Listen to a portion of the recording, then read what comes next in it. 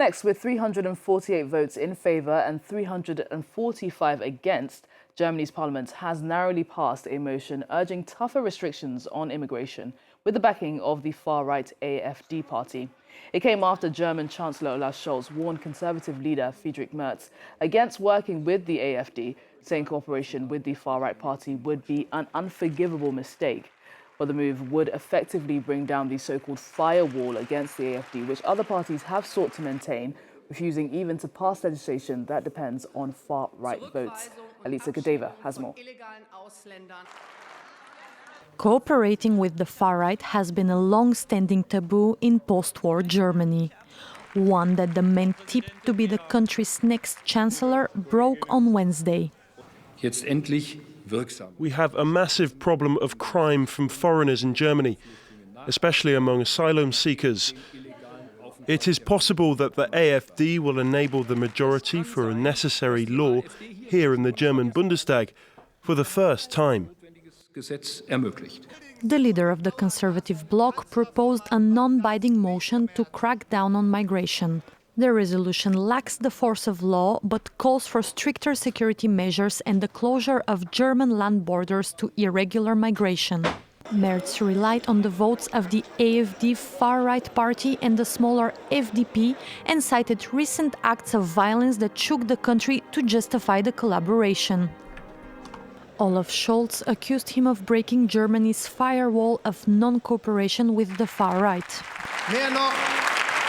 You are openly accepting the support of the AfD for your unlawful proposals, the support of those who fight against our democracy, who despise our united Europe, who have been poisoning the climate in our country for years. This is a serious mistake. It is an unforgivable mistake. The leader of AfD accused Merz of copying her party, but nevertheless voted in favour. We will continue to campaign for a real turnaround on migration, with the closure of borders and the deportation of illegal aliens. The controversial vote took place just weeks before Germany's national election.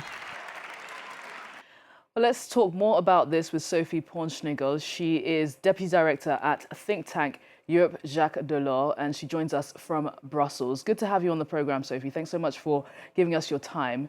So Merz's plans would include an overhaul of Germany's asylum laws and could dramatically increase the number of deportations from the country.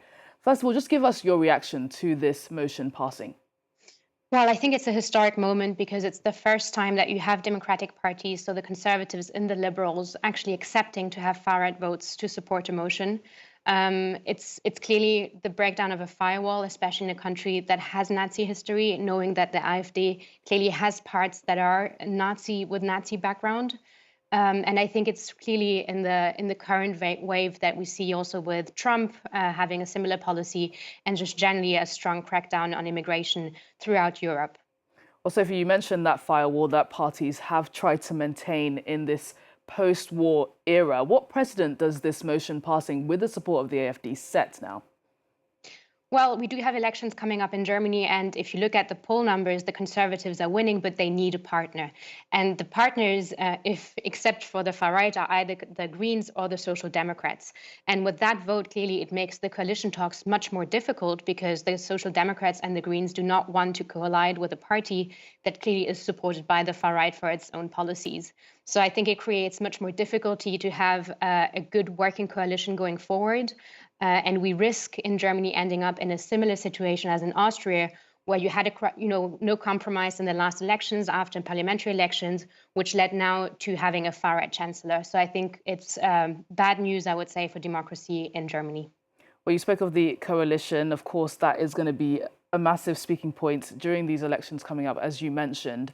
German Chancellor Olaf Scholz has questioned whether a move like this from Merz could mean that he could not stick to his promise to not form a coalition government with the AfD if the Christian Democratic Union wins elections next month. Can you see Merz making that kind of a U-turn? It's difficult to say for now. He has said that he wouldn't do a coalition with the far right, so the Alternative for Germany. But this shows that, this barrier is slowly cracking down. So maybe it's not for this time round, but maybe in the next 4 to 5 years that we will see that. And it's similar at regional level as well. So I think it's a process. I wouldn't say it will be this time probably, but going forward, it might very much happen. What is clear is that you do have a campaign topic that is set on migration. And I think in terms of political strategy, it might not be smart because, as it's been said, the original is always better than the copy. And I'm not sure that people will stop voting for the far right just because we have more restriction on immigration. Most of the time, it's not so much a policy question than a question of emotions and fears and instrumentalizing that fear of citizens. Let's focus in on what Merz is proposing as part of this crackdown on migration. He's calling for a blanket rejection of all asylum seekers arriving on Germany's borders. Now, is something like this even possible given that Germany is part of the Refugee Convention? It would be in breach if he was to put forward something like that. Exactly, it would be in breach, not only with international law, but also with EU law.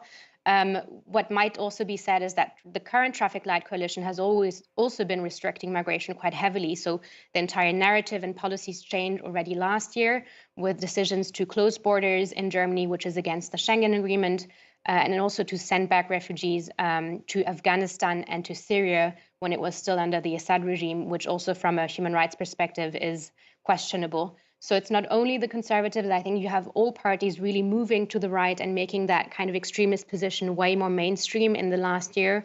But you see that especially the far right and the conservatives are winning with that one.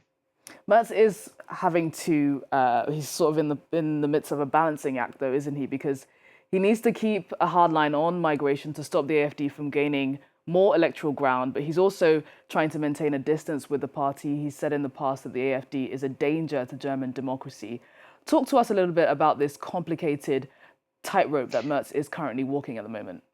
Yes, I think it is difficult because you do have the topic of migration that really is the #1 priority in public opinion. So the far right has won in that sense that they really, dominate the narrative, and you have other parties trying to either adopt that kind of narrative or to try to be against it. But, we're not discussing inflation. We're not discussing the economy that is failing in Germany at the moment. So there's other topics that are really not, in the public discourse at the moment. And I think we shouldn't underestimate also the influence of Elon Musk and Trump's inauguration. We had Elon Musk participate in a rally from the far right, supporting Alice Weidel also on X. So you clearly see that interference from the Trump administration within German democracy at this point. Sophie, great to get your insight. Thanks so much for joining us here on Prime News Paris today. Thank you.